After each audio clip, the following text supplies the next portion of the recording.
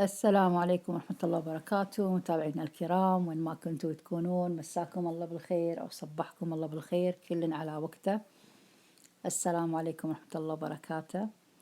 اليوم جبنا لكم وصفة بسيطة لذيذة صراحة، وأنا أحب أسويها، وبنسوي اليوم كمية صغيرة عشان نوريكم الطريقة. أنا بصراحة أخذت فترة زمان يعني ما قاعدة أكل حلويات، بطلت أكل الحلو. فاستبدلت الحلويات، يعني قبل أكل كيت كات، أي شوكولات، بقلاوات، أي شيء يعني. فصار لي فترة صراحة نفسي ما أحب الحلو الزايد، فحبيت إني أبدل الأكل الحلو بشغلة مثل كذي مفيدة. هي عبارة عن وشوفان مع جوز الهند، بس محمصتهم يعني، أو تشتريهم جاهز، في يبيعونهم محمصين جاهزين. ومكسرات اللي عندك، يعني اللي تحب المكسرات اللي تحبها. أنا عبارة عن جوز هند، عين الجمل، فستق حلبي، كله يعني أنا ماخذة من كل شوي شوي.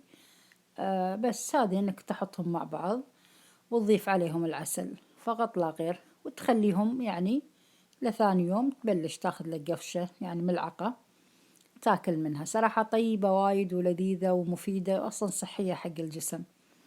انك تسويها وتخليها في المتناول، تحطها في العلبة هذه او برطمان على حسب ما تقولوا له.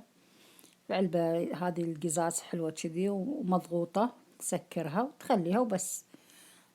بس هذا هو صراحة وصفة لذيذة وحلوة، وما يعني، وبدل ما تاكل يعني انك يعني حابب انك تاكل شغلة مفيدة بدل ما تاكل الحلويات العادية.